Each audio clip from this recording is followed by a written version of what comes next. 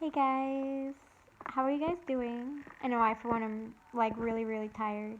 I had a nightmare last night, so it was really bad, and I'm just really tired and couldn't fall back asleep. So, I the um. So, anyways, to get back into my regular what I was gonna talk about. The last week or so, I've been thinking about what the church needs to do to make myself and people like myself feel loved, included, and just generally a sense of belonging. And so that's kind of what we're going to be discussing today.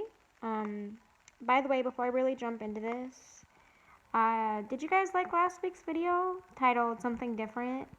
I'm not going to lie, it felt super weird to make. And I was deeply afraid of criticism and judgment, at least partially because I was judging myself. Um, I know that self judgment is not something that's new to me, it's something that's been a part of me since a very young age. So I really hope you guys liked it because I really had fun making it, and I might make another one like it. I don't really know. Let me know if you guys want another one of those and just suggest. Um anyways, getting back into this particular video, I was writing down a list of all the things that I would like to see in my old church or really anywhere. First would definitely have to be more joy in the service. Not necessarily the cringy evangelical song and dance routine. I've never been to an evangelical service myself, so pardon me if I got this wrong, but sometimes their services can get a little over the top, in my opinion, with like the rock music, and I was like, it's not church for me, okay? It's a rock concert with maybe some Francesca Battistelli thrown in there. I don't know, I've never attended one, I can't really tell you. But definitely something happier than the funeral dirges that oftentimes play in the church. Personally, I would like more 4-part choral music. I have been a sucker for 4-part choral music since, I don't know, 10 years old, something like that. It's very, very beautiful.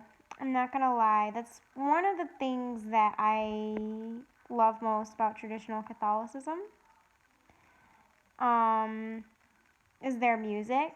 And I mean, like, there are so many issues with traditional Catholicism the more traditional you get, but I'm not gonna lie though, that's one of the things I like. It's just a personal preference. First thing that came to mind, because my inspiration for making this video was a bunch of people on Twitter arguing about liturgical dancing a couple weeks ago, and I was just like, y'all, can we just have dancing in the church? Because, like, that would bring an atmosphere of more joy. And I'm not. People talk like liturgical dancing is oh so disrespectful. But I just think that adding more joy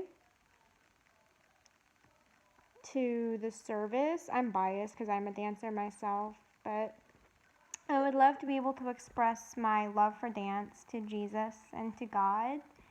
And I just feel like that's something that's completely lacking from my relationship with God, because it feels like I'm not able to offer a certain part of me. It feels like the church is stopping me from offering a certain part of myself. Anyways, yeah. Obviously I'm copying off a list here. So the second thing would have to be better teachings, more loving, kindly teachings on LGBT people. As an LGBT person myself, it is very heartbreaking being told I can't find romantic love the way everyone else can. Unless I magically start falling in love with guys somehow. So, another teaching I think should change, and not because of anything personal, but because it just doesn't make any logical sense, is their teachings on female ordination. I know, I am sounding like such a liberal right now. Yeah, they always say that. Like, you're so liberal. I'm like, I just don't think this teaching makes any sense. I think it's odd that we as women can't be ordained in any way, shape, or form. It just strikes me as like God not sexist. Like, why are we being. It's just. The typical arguments against female ordination are just straight up easily debunked. They say, Jesus didn't have any female apostles. And I'm like, Jesus literally didn't say we can't ordain women. What are you talking about? You aren't making any sense, like, whatsoever. Like, Jesus didn't ordain females as priests. And I'm like, I mean, it doesn't mean that he never wanted women to be ordained as priests. It maybe just meant that the best people at the time were men. It doesn't mean that he had a bias against women. And 1 Timothy is also debunkable, but I really don't feel like getting into the Bible right now. So, got an itch.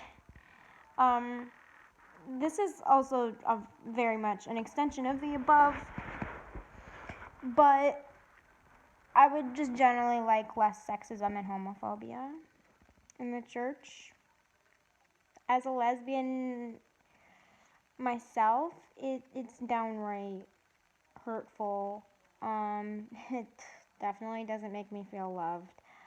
The amount of times I have seen absolutely horrendous homophobia to the point where they are talking about conversion therapy excluding us and bullying us and saying we shouldn't exist. If that's not hate, I don't know what is. They say, "Oh, we don't hate," and it's like, "Oh, the culture just says that you have to like agree with everything that the culture says, and that's what love is." And it's like, no, that's not. I mean, I faced ad hominem attacks on Twitter and elsewhere for being a lesbian because I tried to speak out on something that was Catholic. And they were like, "You're a lesbian, you have no right to speak out." I mean, like, there are people who address my argument as well, but to see that one person say that, yeah, it hurt. There may have been legitimate arguments against what I was saying. I'm not saying, I mean, I don't know, but that ad hominem attack was just completely out of place. It's frankly not a fun existence. I really need the church's atmosphere to clean itself up. I wish I could come out as a lesbian to my parents, to my youth minister, to my church in general, to the other kids at youth ministry, but they would just tell me I'm same-sex attracted and that I just need to stay celibate for my whole life. And you know what? I am tired of that. Like, ridiculously tired. I would also just generally like better handling. I'm gonna throw in a little trigger warning here. I would like for the sexual abuse crisis. So if that triggers you in any, and I really do mean any fashion. Oh, my dog's in the background. He's gonna join me in a second. Actually, he can't get to see me. He's right here. I'm not gonna show you him right now, but I'm gonna gonna post a picture of him later on Twitter. So if you don't follow me there, I guess I'll post my handle down there. If someone were to be sexually, emotionally, or parentally abused, the church community needs to step in instead of making excuses for it all. There's obviously the sexual abuse crisis, but there are also other forms of abuse and trauma that exist within the church. And the church is just so busy avoiding the lawsuits and reputation crises that come with a sexual abuse crisis. And there are other people that are experiencing trauma within the church.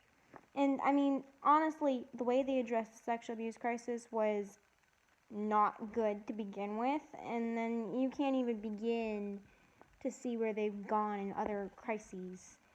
They just don't care because they're not going to get sued. They can't. Not unless someone experienced obvious damage emotionally, and that's hard to prove. I mean, you would have to downright go to a mental hospital or something. I don't know. Even then, it might not be suable. I don't know. I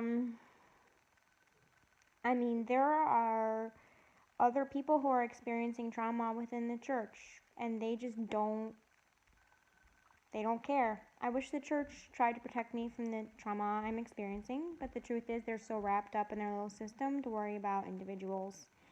I've tried so many times to talk to them. It only ever leads to further pain, so I'm not going to try that route anymore. The few times we get someone who wants to care for me, he's only there for tops a year before he moves on to another location within the church, and another priest comes in, and I have to deal with separation anxiety and grief because they change priests at parishes every few years, and it's not fun, and it just leads to so much problems, and I'm dealing with that right now, and let me tell you, it's not fun. And I just generally think the church needs to become more trauma-informed in general. I don't know, maybe they are trauma-informed, but I think that priests should, before they become priests, should take a psychology course or two about abnormal psychology and regular psychology so that they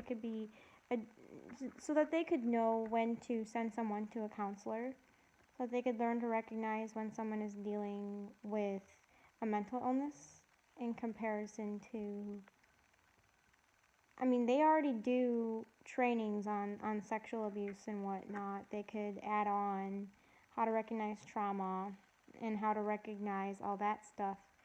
Maybe they already do this and it's just not working, or maybe I just slipped through the cracks, but I really need change in that area. I'm going to make this next point really quick. We need a bigger focus on meditation and contemplation and less of a focus on verbal prayer. I'm not going to lie.